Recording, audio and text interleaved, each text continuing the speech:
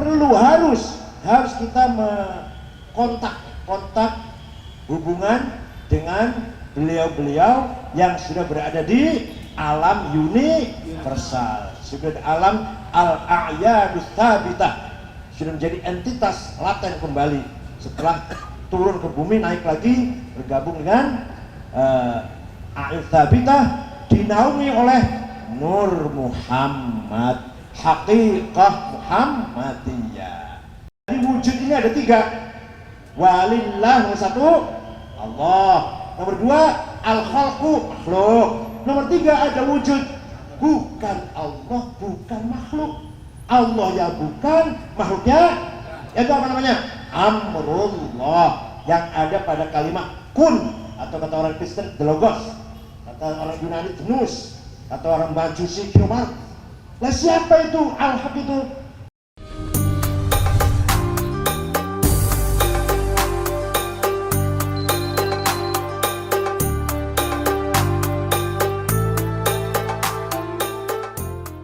Baru saja kita mendapatkan ijazah Hizbun Nasr lil Imam atau Syekh Sultan Aulia, bukan Sultan Aulia, wahid min al-aqtab al-arba'ah, qutbun min al-aqtab al-arba'ah, Sayyid Syekh Abil Hasan Asy-Syadzili Ibn Ali Ibn Abdullah bin Abdul Jabbar, wafat tahun 571 Hijriah, persis sama dengan lahirnya Kanjeng Nabi.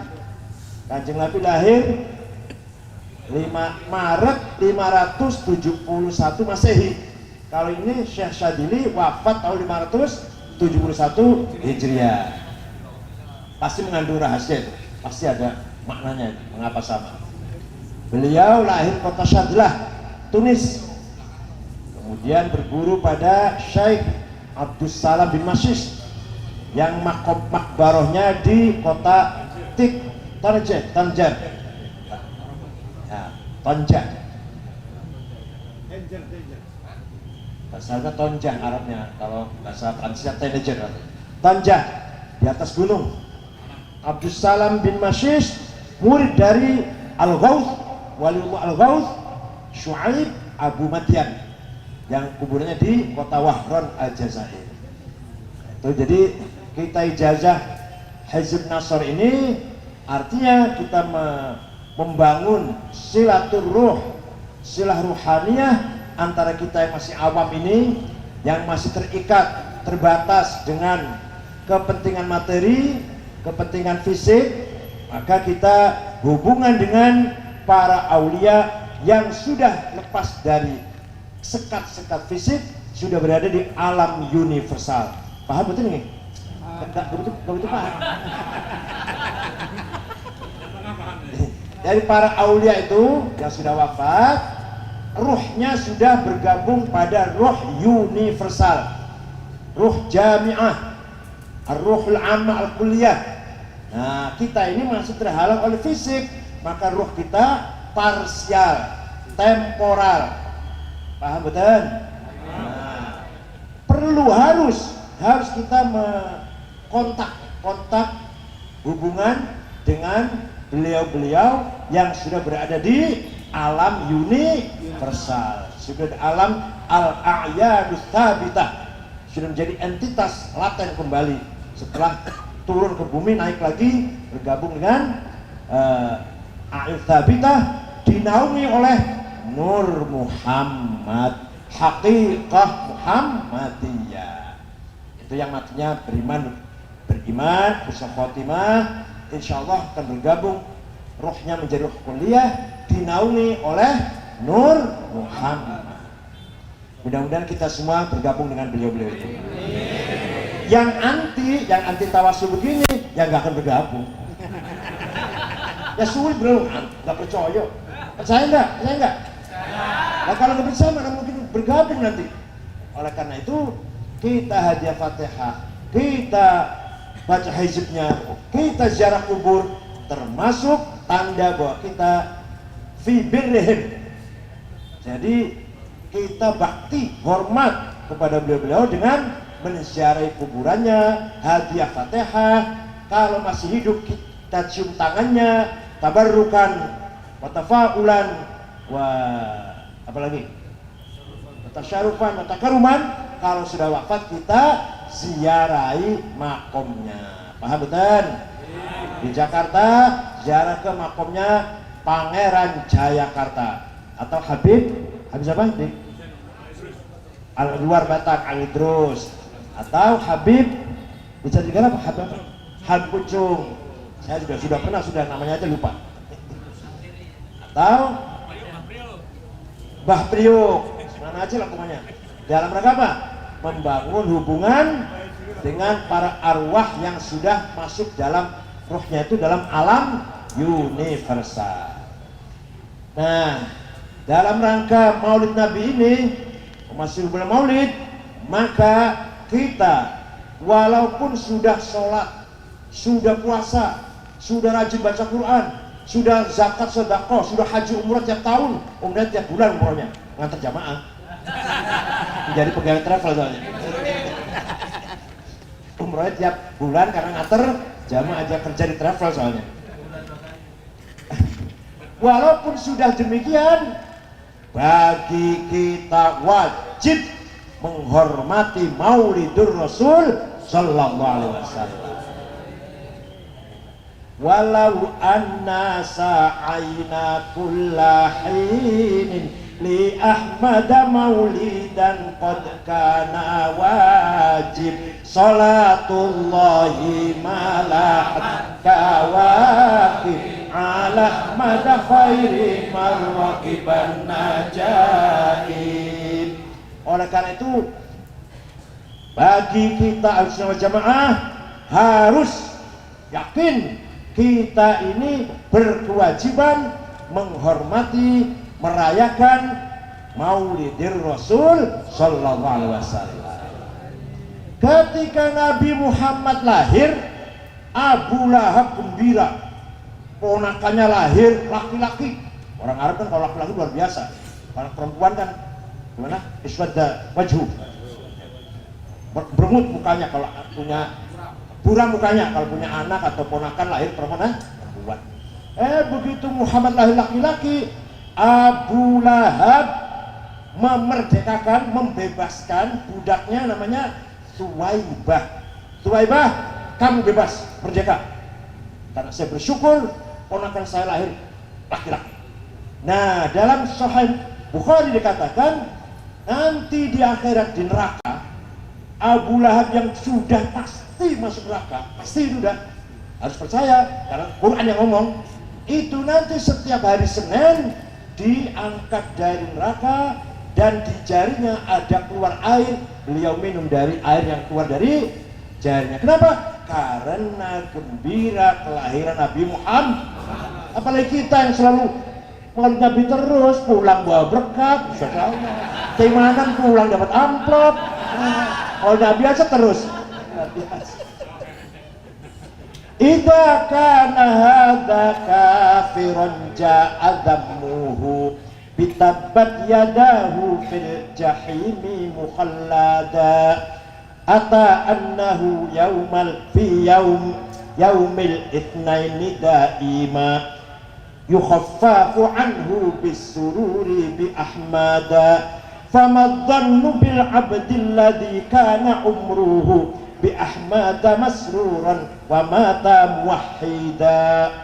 Orang yang kafir saja Abu Lahab sudah jelas tabat yada abi lahab wa tab ma aghna anhu maluhu wa ma sayasla naron, itu karena sudah dinas, padahal sudah dinas selama masuk jahim neraka, tapi karena hormat, gembira, senang, bersyukur dengan kelahiran Nabi Muhammad, ata annahu fi yaumil itsnani daiman yukhaffafu anhu bisurur bi ahmad, diringankan azabnya setiap hari Senin.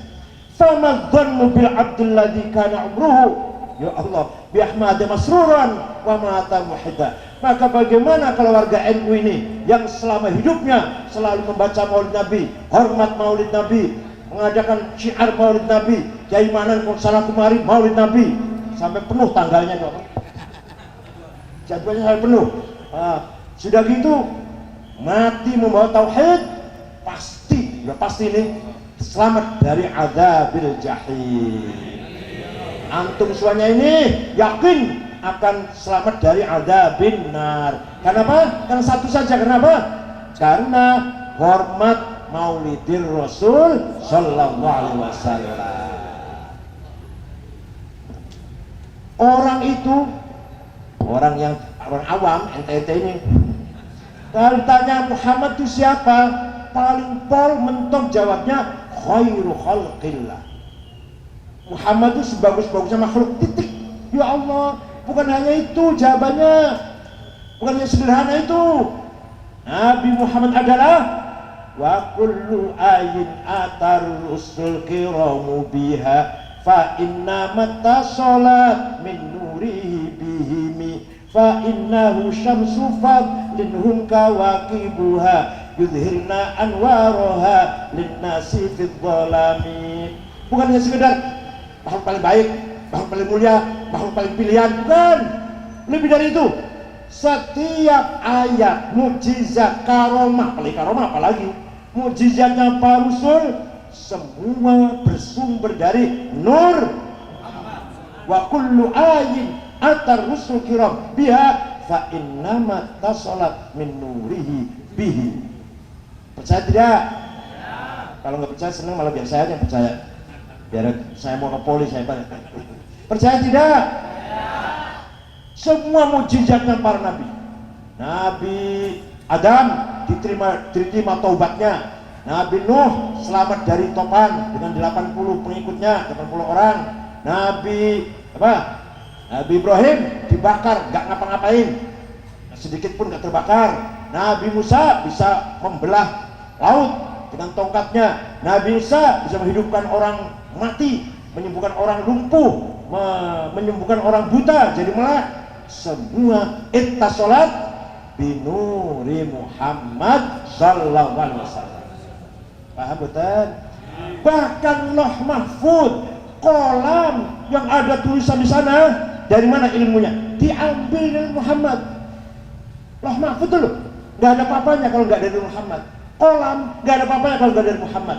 Surga, neraka dari Muhammad. Fa inna min judika dunya wa durrataha wa min ulumika ilmal lauhi wal qalami. Coba kedermawanan Nabi Muhammad apa? Adanya surga, adanya dunia, adanya akhirat. Karena diambil dari judi Nabi Muhammad sallallahu alaihi wasallam. Dan wa min ulumika, diambil dari ilmu kamu wahai Nabi Muhammad, ilmal lauhi wal qalam, ilmu yang ada di Lauh Mahfud dan qalam. Ya benar, saya saling benar ini. Antum yang turunannya benar nggak ini? Apa nggak hafal bang? Nggak hafal. Oh ada Pak Ali Masyhur, ketua Isnu. Gue nggak jadi menteri Pak Ali Masyhur ya.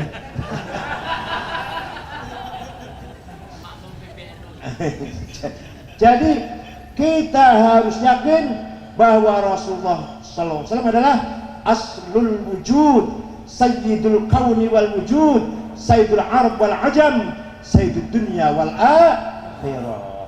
Muhammadun asyraful a'rabi wal ajami, Muhammadun khairu man yamshi ala qadami, Muhammadun khairu ruslillahi qatibatan, Muhammadun sahibul ihsani wal karami, Muhammadun qaimun lillahi duhimami, Muhammadun khatamun lirrusli kullihimi, Muhammadun thabitul mithaqi hafidhuhu, Muhammadun tayyibul akhlaqi wasyiyam. Masih panjang nanti sampai jam 12 nanti ya. Wes pokoknya Nabi Muhammad bukan sekedar yang paling baik, bukan sekedar itu, tapi aslul wujud. Nah, gimana agak jelasnya wujud? Allah berfirman Al-Quran, kedengar ya? Walillahil khalqu wal amru. Jadi wujud ini ada 3. Walillah nomor satu Allah. Nomor dua al-khalqu makhluk. Nomor tiga ada wujud, bukan Allah, bukan makhluk. Allah ya bukan, makhluknya itu apa namanya? Amrullah, yang ada pada kalimat kun, atau kata orang Kristen the logos, kata orang Yunani Gnus, kata orang Majusi Kiomar. Lah siapa itu al-haq itu? Lihat lagi, atur lagi. Wa ma khalaqnas samawati wal arda illa bil haqq. Saya menciptakan langit dan bumi ini menggunakan perantara namanya hak. Jadi al-haq, amr, siapa itu? Setelah dianalisis, setelah dikaji, ternyata al-haq yang Allah membuat langit bumi dengan hak itu, dan apa tadi? Amr, yaitu yang bukan Allah, bukan makhluk, namanya Nur Muhammad sallallahu alaihi wasallam. Nabi Muhammad Tuhan? Bukan. Nabi Muhammad makhluk? Bukan. Nabi Muhammad itu bukan Tuhan, bukan makhluk. Tengah-tengah lah, tengah-tengah. Lanjut apa? Iya, understand? Lamma da'allahu da'ina li ta'atihi bi akramir rusli kunna akramal umami. Karena kita mengikuti menjadi umatnya akramur rusul, maka kita ini menjadi akramul umam. Ya Allah, paling kita kayak gini nih, kelasnya kayak gini nih, tapi kita ini akramul karena kita menjadi umatnya akramul. Alhamdulillah paham. Nah, kita ini pengikut para wali songo. Wali songo sangat ikhlas dalam berjuang, tidak pengen terkenal, apalagi pengen gelar profesor, doktor, gak ingin, gelar apa, Kanjeng Bendoro, Ratu Pangeran, enggak, namanya saja nggak ingin terkenal. Ayo saya mau tanya sekarang, siapa yang tahu namanya Sunan Kudus? Ja'far Shadiq bin Utsman Al-Hamadani. Siapa tahu namanya Sunan Muria?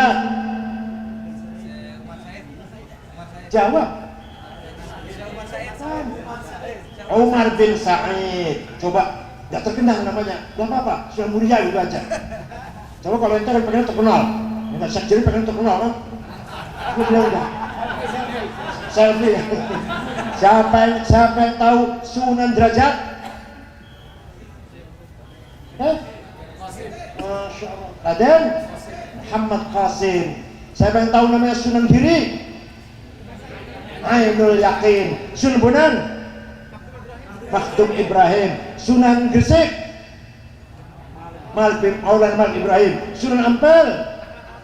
Rahmatullah bin Ibrahim As-Samarqandi yang mendarat di Kecamatan Palang, Tuban.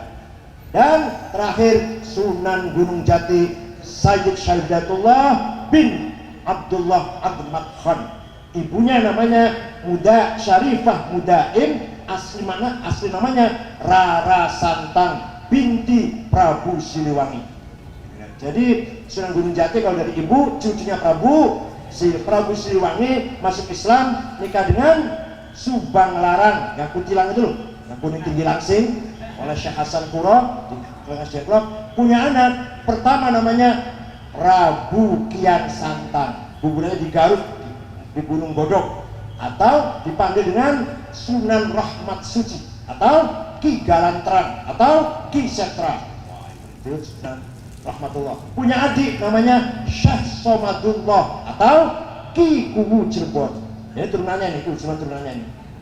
Atau nomor 3 Rara Santang, nanti nikah dengan Habib namanya Abdullah Ahmad Khan dari India datangnya. Ahmad Khan itu punya anak Syarif Hidayatullah. Yang dibaca apa sih yang dibaca? Diajak doi gini gak nyambung. Dan diajak cinta Nur Muhammad gak nyambung. Diajak Buddha gak nyambung. Yang nyambung apa? Ya. Sikap seperti itu ditiru oleh para kiai pendiri pesan. Ayo saya tanya sekarang, kalau ada yang bisa 100.000 ya? 100.000 ya? Pesantren Tebu Ireng namanya apa?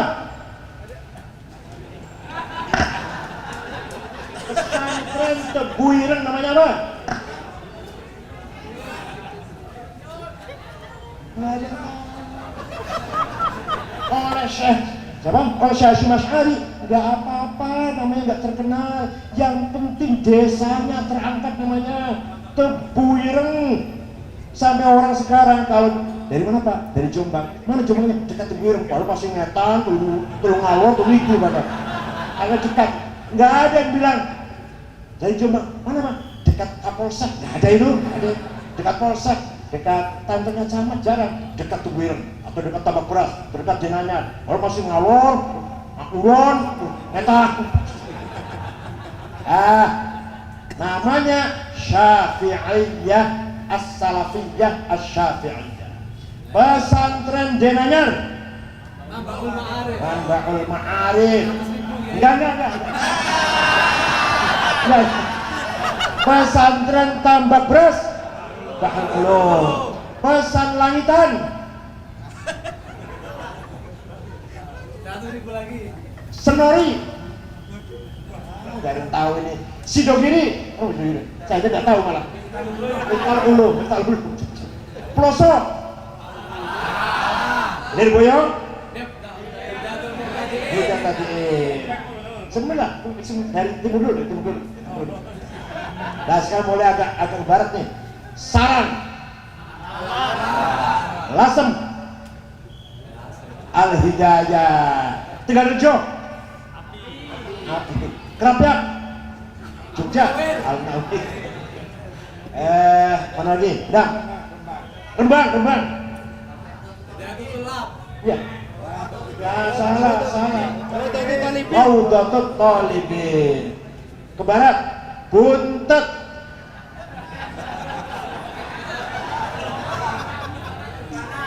Kempek, Babakan, Baralantai, Arjinangun, Gedongan, ayo mana? Tanara, Cipasung. Mereka beliau itu tidak penting nama pesantren yang terkenal. Yang penting nama desanya terkenal. Sehingga masyarakatnya ikut bangga dengan adanya pesantren, bahkan ikut merasa memiliki. Jadi kalau ada pesantren ujuk-ujuk tiba-tiba gak ngecek kanan kirinya, masyarakatnya malah gak peduli tuh. Seperti Aziz itu tiba-tiba terbangun pesantren mewah di tengah-tengah sawah, orang di Argolis, orang sini gak pernah diajak ngomong, gak merasa miliki tuh, gak merasa memiliki, gak bangga. Nah, sekarang banyak pesantren pakainya nama yang terkenal. Itu diantaranya paling banyak radikal. Kalau yang pesan namanya itu, kecuali Sidikiyah, enggak Sidikiyah. Takofah, enggak Takofah. Kalau radikal nih yang radikal, As-Sofah, As-Sunnah, Al-Fitrah, Ulil Albab, Al-Faruq, Umar bin Khattab. Apa lagi? Iskariman, Imam Bukhari, Ar-Roja. Nah itu nama yang terkenal, pendirinya nggak terkenal, namanya di angkatan nggak terkenal. Paham betul? Jadi demikianlah para ulama, para kiai, karena keikhlasannya sangat luar biasa, tidak ingin terkenal nama pesantrennya. Walaupun beliau membuat nama, nggak terkenal nggak apa-apa, yang penting terkenal apanya? Desanya. Ini salah satu bukti bahwa para kiai sangat nasionalis, tidak usah diragukan.